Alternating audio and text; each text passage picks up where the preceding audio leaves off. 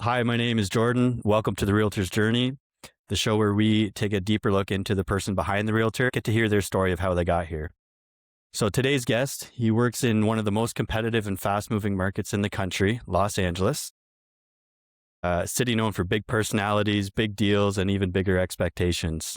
But beyond the listings and the market stats, he's someone who's built his business through consistency, relationships, authenticity, and is known locally as the luxury realtor with a holistic approach. Welcome to the podcast, Adam Brawer. Jordan, thank you for having me. Appreciate you. Yeah, this was really exciting. Happy we got connected on social media, and it was a little bit of a shock to me to hear from somebody in LA. That's like the land of the movies and stuff, right? At least to us people up here. So I'd say it's the land of, it used to be the land of the movies. The movie business is definitely, has been leaving the state, unfortunately. yeah, I've heard just with like technology and stuff like that, it's getting cheaper for people to produce movies and stuff with a lot of the AI and everything. So sure that changes things a little bit. And other states are offering incredible incentives to shoot. I mean, I've got a friend shooting, I used to produce film. So I have a friend who's shooting a film right now in New York. They're getting a 40% tax rebate, which is Wow. way better than LA. Yeah, that's a pretty big incentive to move the business. Very huge. Yeah. So tell us a little bit about that. You've been a realtor in LA for how long now? A little over 6 years. I got in the business just before COVID, December 2019. I Okay. formerly produced film and TV. And so, yeah, it's been a chunk. I mean, the first couple years, the business was very easy. You could be like an accidental realtor and, do a lot of deals without having any systems in place or a real process. Mhm. And then summer of 22, that changed. And so, yeah, I've got some systems in place now. Yeah, I'd love to dive into that a little bit more too. I was just kind of curious. So you did the film and TV business for how long before did you do that for? About 15 years. Okay. Did you like go to school for that, or how did you get intrigued in that? I did. I went to Tulane and then the University of Miami for film, for screenwriting. And then I got a job out here at a talent agency, William Morris. We represented, it was a top talent agency. It's a lot of celebrities, a lot of writers, actors, directors, producers, musicians. Yeah. From there, I got into reality TV and then film. Wow. So you've kind of got a good taste of like some of those different areas. Yeah.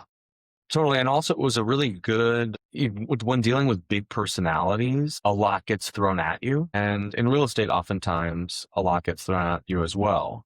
And so it was kind of like in film, I used to say, you build up rhino skin.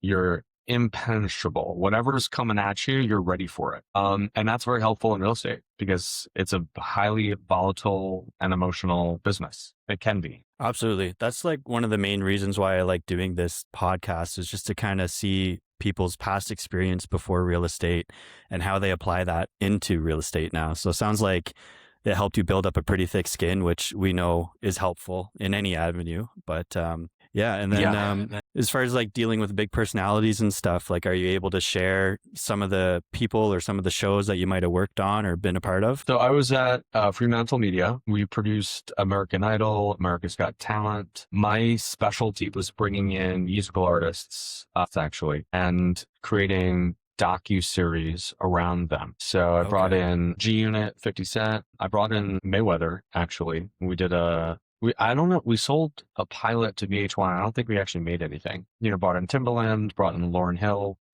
That was really fun. And on the film side, I did independent films. The film that I was most proud of was called Match with Patrick Stewart and Carla Gugino. And yeah, I mean, I've sold to almost every studio.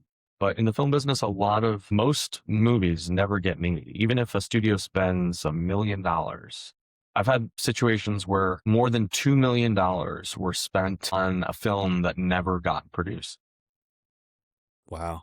And that happens a Yeah, lot? you could spend 10 years. It happened a lot more. Right now, the movie business is not in a good place. Jobs are down. People aren't going to the movie theaters. Back in like the 90s, you would have studios that would spend incredible amounts of money to develop projects and films that most of which, like 9 out of 10, would not see the light of day. But blockbusters were so profitable that, the studios are so profitable, even wasting insane amounts of money. Yeah. So they just Yeah. keep throwing money to see what sticks. And when it Yeah, eventually it's does stick, it kind of. pays off. Yeah. I mean, now it's like a game of IP, intellectual property. So if you've got, a big property, whether it's, a comic book or a book or, something like that, something that has a pre-existing fan base, studios will back that. Whereas if you have like an original idea for a thriller, good luck. In the Tough to be 90s, you could original. do those movies. Yeah. Yeah. No, so does that kind of play into like what you do with real estate? Like, were you somewhat in like the storytelling side of producing that stuff? And then do you bring that over to the real estate side? Yeah. I was 100%. I was a creative producer. So, like creating a narrative. Also, like my specialty was going into a studio, pitching them and getting them to agree to write a 6-figure check for an Wow. idea that doesn't exist on paper. It's a very tough sale. And Yeah, it's like no kidding. yeah, you're basically like in a room for an hour and then you negotiate, but that's it. In real estate, when I go in for a listing presentation, I know the seller wants to sell. So it's a warm room.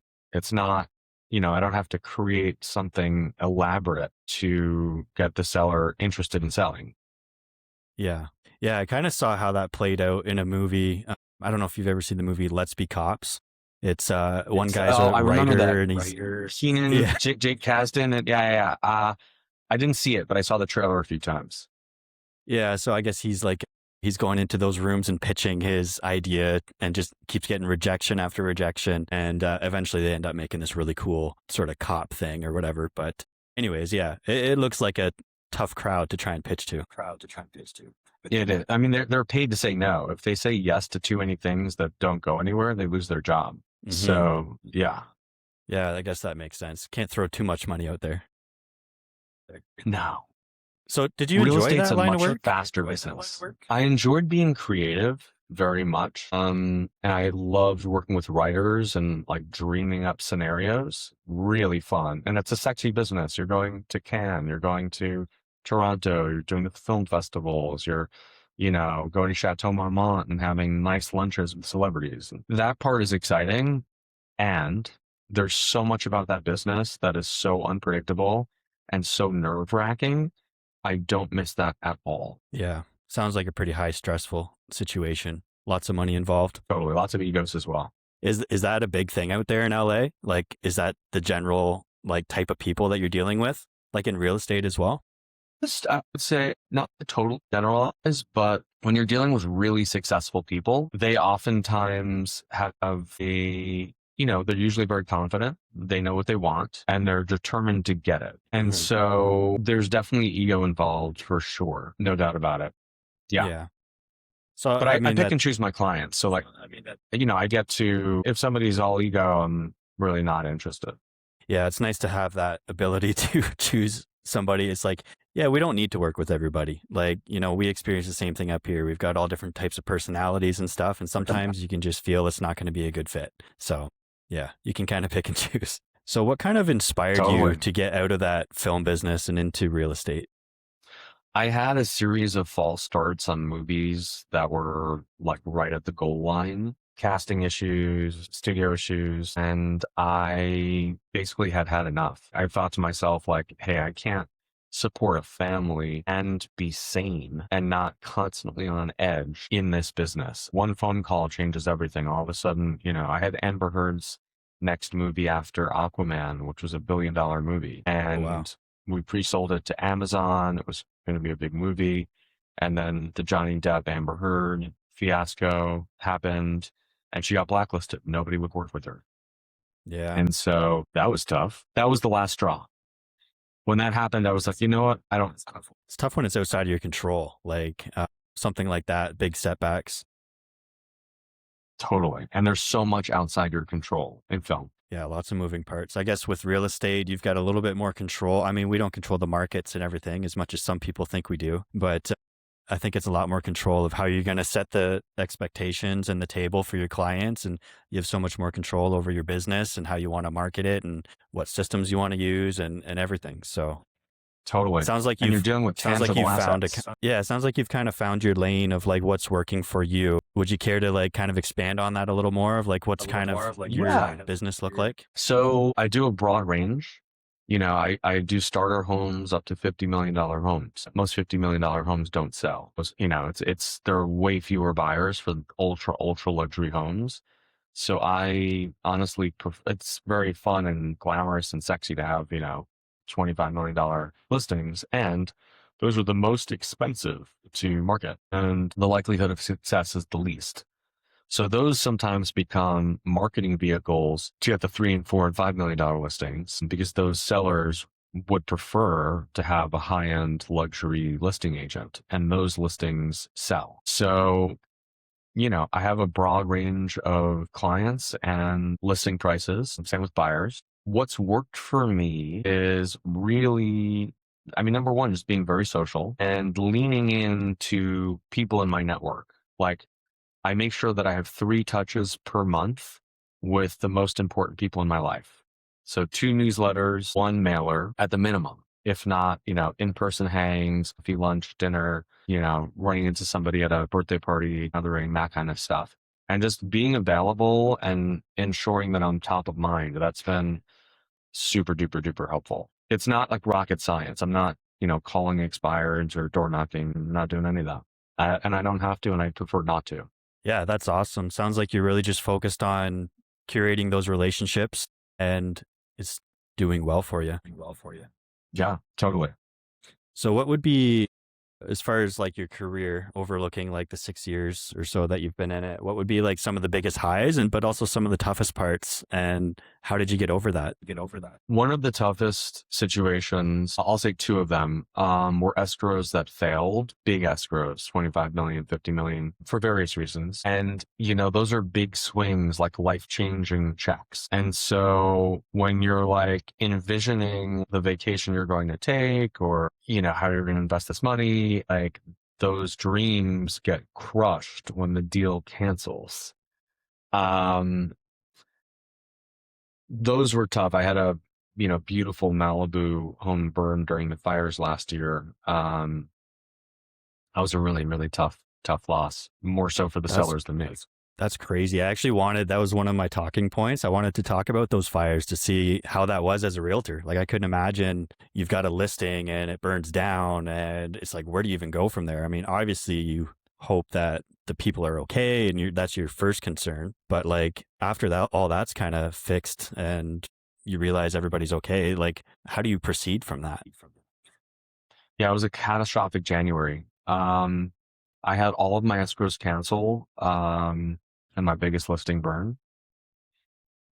And first I leaned into service. I was, how can I help my clients who now are homeless, and volunteering and all of that stuff. And then it's just about picking up the pieces and putting one foot in front of the other and realizing, okay, well, this year is going to be different than I thought it was going to be. Much more chaotic and uncertain. So what can I do to stay like calm and focused? And I've got morning practices, breath work and meditation and hikes and gratitude and stuff of that sort that I leaned into, and just made myself very available for friends and clients, even if they just have some questions. And that was well received. Yeah, that sounds very like genuine and authentic. Yeah, exactly. It's funny, you're kind of leading into like with your answers, some of the next questions I had. I was curious about some of those maybe non-negotiable practices that you have, like daily routines and rituals, just to help keep you in the game and, manage stress levels and all that sort of stuff. So you mentioned like you like to meditate and all that sort of stuff.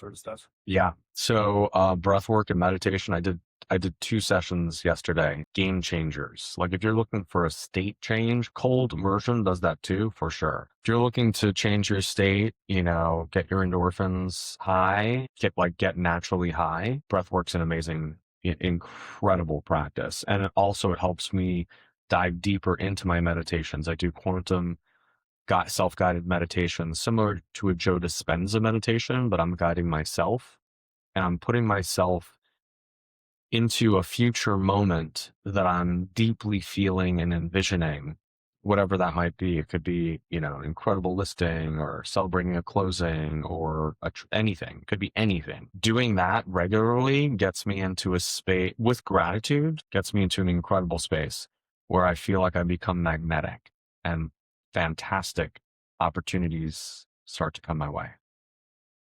That sounds really interesting. I've meditated a little bit. I've been struggling, I guess, with consistency in that. We had a kid a year and a half ago, so life got a little busy. But what is that? Like, I'm kind of a beginner. I know kind of like what it is and what it refers to, but like what does that look like for you with the breath work and the quantum meditate? Like that sounds, I've never heard that word before. Quantum meditating, is that what you called it? Yeah. So Joe Dispenza, helps pioneer. There are a lot of teachers out there. He's the most famous. He wrote a book called Becoming Supernatural. And so right before I got into real estate, a friend of mine shared that book. She got a ton out of it. And she said, listen, if you're looking to change your life, listen to this guy's meditations. It's self-guided. Sorry, his meditations, he guides. After listening to his meditations for, a year or two, I just started to self-guide myself. Also, like after a while, when you're doing the same thing over and over and over and over and over again, it gets kind of boring. So you want to change things up a little bit. The breath work is pretty simple. It's called pyramid breath. Teacher in Ibiza, his name's Johan Ern, who pioneered it. And you're literally moving energy up and down your spine, similar to Kundalini yoga, with breath holds. So you're like, it's like,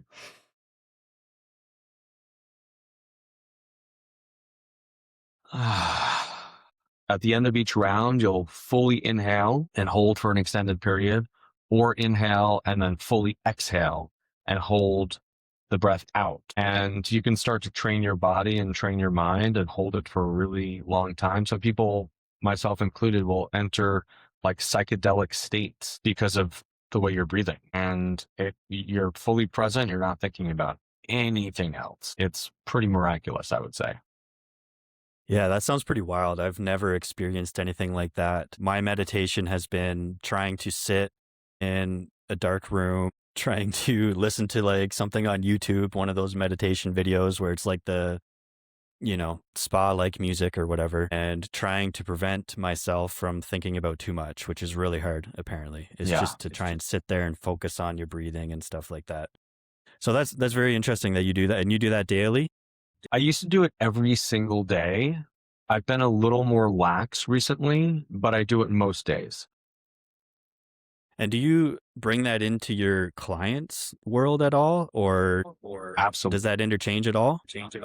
Yeah, I'll if I'm listing a property and I feel like my clients would be open to that, I'll lead them through breath work, meditation, an intention setting ceremony, a home clearing with sage. I trademarked the phrase from staged to saged, and I have my own brand of sage. So if I feel like they're open to it, absolutely. And they love it. I mean, I've led clients in breath work and meditation on the beach in Venice, and it's just it makes the experience much more fun. That's super unique. I have never heard of anybody doing that up here, or actually anywhere really. So I think that's valuable. Like you're offering something that probably isn't out there. I don't know. Maybe it's a big thing out in LA. Is there a lot of like sage realtors out there? I don't know any realtor who does that. Wow. Personally, I mean, I'm sure there probably must be, but I haven't met them. Yeah, no, that's so cool. Stage to sage. That's your catchphrase. That's your catchphrase. From stage to saged. Yeah, and I'm sure those people that are into it, they're going to tell other people that are into it as well, and you're just going to attract more and more business of people that you want to work with. 100%. It really helps with alignment, where you're just the most aligned people find you. Yeah, even with the pickleball, we got aligned on that too. I see you do a pickleball Boom. invitational tournament. I do. Yeah. I did my first, I'm doing another one. Haven't scheduled it yet, but it's a great way to get clients together in a really, elevated environment and have a great time and sweat and yeah, connect. And just, I like to do client appreciation events and I love pickleball. So I said, let's marry the two.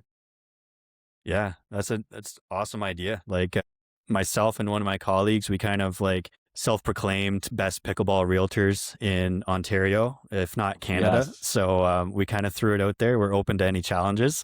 So maybe we can get like a LA versus Ontario battle going on there. Bring it. I'm available for that. Let me know the date of that tournament, the next one you're doing. We'll see if we can make it down. Will do. Yeah, for sure. Yeah. And you said you come up this way like once a year or something like that. Maybe we could get you at a pickleball place up here. Yeah, I make it back to New York probably once-ish a year. How far are you from New York? Like a 2 hour flight? Yeah, about a 2 hour flight. My wife and I, we went there 2.5 years ago. So we drove about an hour and a half to Buffalo, and then we flew about an hour and a half from there. So yeah. Yeah, not too far. Yeah, we're like just a couple hour drive away from Toronto, which I think you're familiar with Toronto. Yes. I love Toronto. Yeah. In the spring. Lots to do there. Lots the summer. Yeah, we are in some kind of like polar vortex or something. We're just getting out of it, but it's still lots of snow and lots of cold. So not the best time of the year to visit. No, definitely not. So your roots are from Brooklyn. You're a Brooklyn guy? Yeah, born and raised in Brooklyn, before it was fashionable, when it was quite dangerous. You made it out. Did you always know that you wanted to get into the film business or? No, I mean, I have early memories of I putting together, like dreaming up making a movie, but it was never really, it wasn't until college that I thought that's something that I would want to do professionally. Yeah. I think it's good to kind of not know exactly what you want to do and get maybe a couple different experiences. Same. And that's same. Did you do the same thing? Yeah. I mean, I had no idea what I was going to do after high school. My girlfriend at the time was going to college. She's like, you should go to college too. So I ended up applying to like police programs to go through criminal justice studies. And just because, I drew a picture when I was 5 that I wanted to be a cop when I grew up. I had no idea what I wanted to do. So did that and did a bunch of different jobs along the way and ended up in kind of the sales and service industries. So yeah, I think it's good though to get that life experience from different jobs or interests or whatever you had. Agreed. And I feel like if you can sell, you can do anything in business. Yeah, it definitely opens up a lot of avenues. And I find as realtors, we're not really salespeople, as that's what it says on our license, salespeople, but it's more of providing a service. I've done lots of other sales where it's high pressure and stuff. This is way more of a service industry, I think. Absolutely. Yeah, we're advisors. Yeah.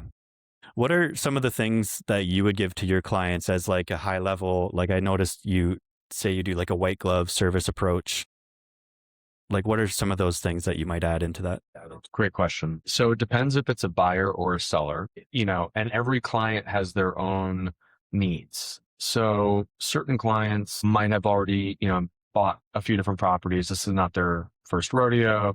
They know what they're doing. They need a little bit less handholding. Certain clients might be going through a divorce. Maybe it's a messy divorce. Maybe there's like domestic violence. So what I do is I build teams around clients and I bring other professionals on. Could be a new business manager, new financial advisor, could be security and a locksmith if somebody's in danger. Could be, it could be virtually anything. Could be an architect, could be a builder. I might create renders. I've got a new listing that I'm getting ready and the kitchen is kind of, And so I took it upon myself, hired an architect, did a model, did renders, and I shared it with the client. I said, hey, this is possible. What do you think about this? And he said, oh, that looks amazing. I said, well, why don't we why don't we do this renovation and get you way more money on your house? And he said, okay. So I build teams around clients based on their needs. Sometimes their needs include a therapist. I'm a part-time therapist if my client's going through something really difficult. Sometimes it's like light life coaching advice where I help them with, fitness, nutrition, mindset. It really depends on the client. Yeah, that's great. So you're looking at every situation with a unique lens, and everybody needs a little bit different approach to it. And you're kind of, I guess, like, what's that? Is it the concierge at a hotel? They kind of give you the ideas of like where to go, what to do. 100%. Exactly. So you're like a realtor concierge. Yeah, I consider myself like a high-end Swiss Army knife for all things residential in Los Angeles, depending on what they need. Yeah, that's a good way to put it. So you must have a pretty good like book of contacts and connections to be able to kind of see what each unique situation needs and get them paired up with the right person. 100%. And if I don't know the person, I know the person who knows the person. So yes. Network where is does that come from? Say that again? Like that network of people, where does that come from? Like, is that just from being in the area long enough, or is there certain things you get associated with to try and build those networks? I'm a member of certain members clubs. So I have a pretty broad range of like professional contacts, entertainment contacts, personal contacts, business contacts. And yeah.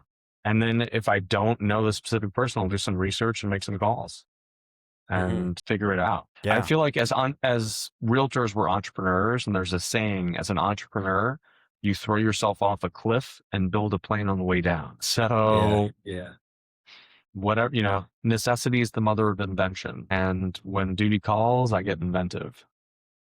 That's funny you say that term. That's literally something that my boss throws around our office is we're building the plane as we fly. There we go. We're at a new boutique brokerage here. We're just crossed over 2 years in the city. So we're just kind of piecing it together as we go. That's what we do. Yeah. I think you got to do that. It's kind of similar to like another way I heard it put was entrepreneurship is like staring off. Like if you're on one little light spot on a cliff and you can see where you're standing, you're safe there. And you got to jump off into complete darkness, just trusting that things are going to work out. Exactly. And having that faith is paramount. I think you got to have that courage to jump, and then you get I don't know what the right word is for it, but like as you go and you experience these things, you're going to get the skills that you would need. Totally. Yeah. I mean, I feel like in real estate and in life, you learn in patches and you learn based on circumstance. So as a new situation arises, you figure it out. And if I don't know the answer, I've got multiple people that I can call who do. Brain trust. Yeah. Exactly. I would say just shifting to like back to the LA market, I would imagine it's quite competitive. Like, do you have any idea offhand how many realtors there are in the area? Is there like a stat that floats around your board or something? I've heard in California there are well over 400,000, which doesn't surprise me. A lot of newer realtors left the business in the last few years, which is, in my opinion, great if you've stayed, because now there's more market share available. I mean, how many in LA specifically? Like, got to be more than 100,000. I think that's probably more than what we have in our entire province. Yeah, there's a lot of competition, but I focus on what I do best and I've gone head to head with, the biggest, most, celebrity realtors and have gotten the listing. So I don't really focus on that. And do you find that draining at all to try and compete with like 100,000 other realtors? Like, how do you avoid burnout and just keep going through that competition? I train very hard in the gym. I do my morning practices, cold water immersion. I try to get as good sleep as I can, eat mostly organic. So I feel great in my body. And I really do not think about my competition. I just think about how can I perform the best. And I know when I get into a room, I'm good. I know there's highly confident about that. So I'm not thinking about, what's this person doing or what's that person doing. I'm thinking about what am I doing? How can I add more value? How can I distinguish myself? How can I do something slightly differently so that I'll be remembered and appreciated? And I lean into that, and it works very often. Yeah, it sounds like you're a professional at staying in your own lane and kind of like attracting people into your lane that are they're Exactly. probably going to be your best clients. You're not going to be fighting them on price and whatever, but I like to say I don't seek clients, I attract them. yeah. And you hit yourself hardest with your workouts and your cold plunges and stuff like that. So the rest of the day just is a cinch. When you get out of, 37-degree water, the rest of the day will be easier. Yeah, I got to get into that. I bought a tub with all the intentions of throwing it out on my balcony, which it's like -20 here now. I don't know what that is in Fahrenheit, but stupid cold. Yeah, never got around to doing it though. I was like, I got to get the right house code, the towel, and the flip flops to get on as soon as I get out. And like, yeah, just too many obstacles I'm putting in front of myself. I think just got to do it. Looking ahead as far as like the next 5 to 10 years, like where do you see yourself? What are you doing? Has anything changed, or are you just kind of doing more of the same? So I'm starting to develop property this year. I'm actively looking right now. So I plan on, doing spec homes, hopefully at some sort of scale, which will be a nice new vertical. And last year I started building a team. So I can grow geometrically. I can mentor. Everybody wins. It becomes like a symbiotic ecosystem, and I can teach. I would also like to do more public speaking. That's something that I'm leaning into as well, in addition to real estate. That sounds awesome. Like we're actually kind of aligned on that. I'm at that same point of looking at building a team now. We've been in the business roughly the same amount of time. Yeah. And public speaking has kind of been coming into my arena this year as well. Not really even looking for it, but the opportunity comes up. So I don't want to turn it away. Nor should you.